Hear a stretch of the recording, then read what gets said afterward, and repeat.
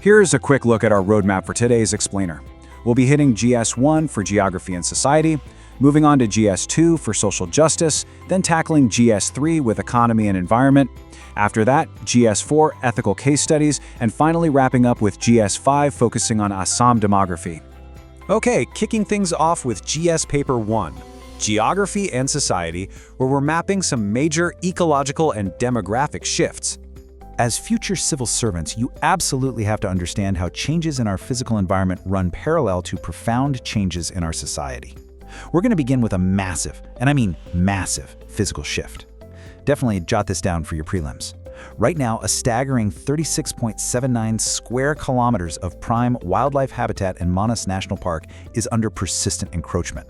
Now, remember, Manas isn't just any national park. It's a tiger reserve and a World Heritage Site.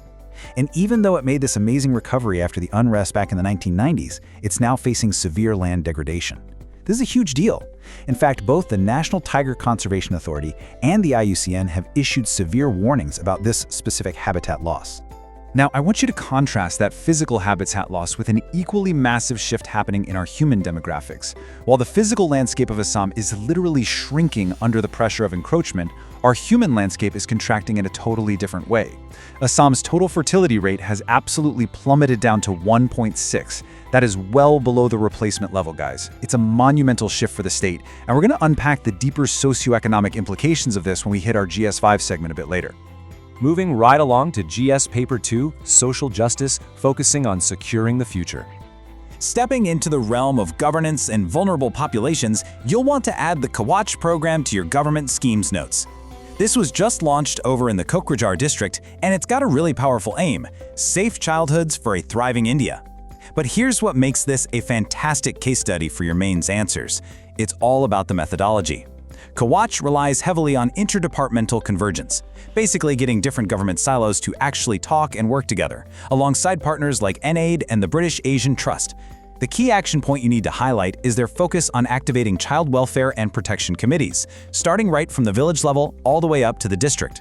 That right there, that is decentralized social justice in action.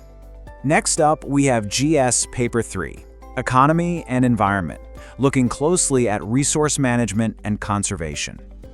So, critically analyzing how the state manages its highly lucrative mineral resources brings us to a major step taken by the Union Coal Ministry. Governance here really requires a firm hand, right? Well, the ministry has just empowered Coal India Limited and Northeastern Coalfields executives to step up to the plate. By invoking specific sections, like Sections 22, 23B, and 24 of the Mines and Minerals Act of 1957, these execs can now take direct action against illegal mining and the unauthorized transport of minerals.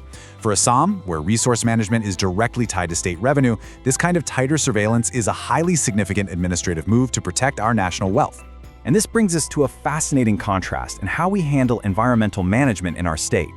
This comparison is honestly perfect for your analytical notes. On one hand, you have the Ding Biodiversity Meet at Saraipung, which is this brilliant, successful model of community-engaged conservation in a rainforest ecosystem. It's working. But then, on the flip side, we see the grave administrative concerns over Manas.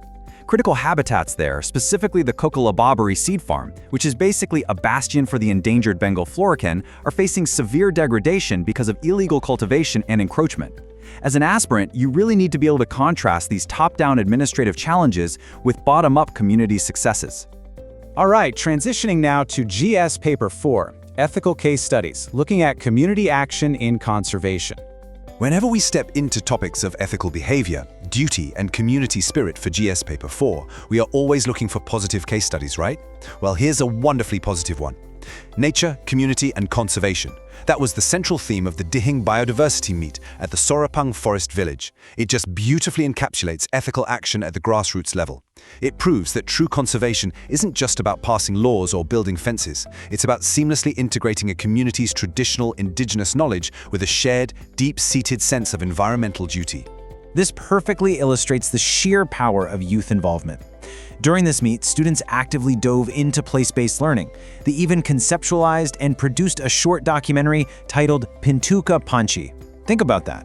When young people use their voices for conservation storytelling, blending their own cultural heritage with ecological responsibility, you have the absolute perfect real-world example to cite in your ethics paper when discussing how to cultivate environmental values.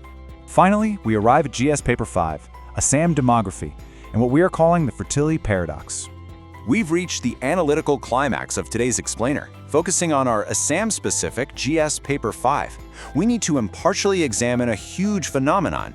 What exactly are the socioeconomic implications when the total fertility rate falls well below the replacement level? Just for some context, a developing region usually sees much higher numbers, but a TFR of 1.6?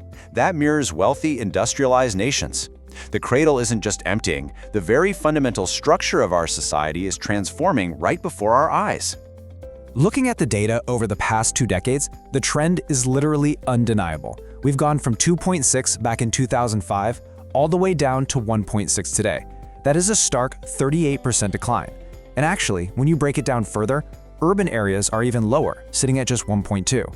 Make no mistake, this isn't just a random statistical blip. It's a permanent reshaping of the state's demographics, heavily driven by better education for girls, better access to contraception, and shifting modern attitudes toward family size. So let's critically analyze this double-edged sword, exactly as the experts are pointing out. On the positive side, having fewer people definitely means less competition for land, water, and government resources, which absolutely aids economic sustainability. It's a genuine public health achievement. However, the risks are equally profound. This trend threatens to hollow out the working-age population, which will vastly increase the elderly dependency ratio. And this is happening in a state that doesn't exactly have a robust, formal social security net yet. Furthermore, culturally speaking, it threatens the very infrastructure of the state.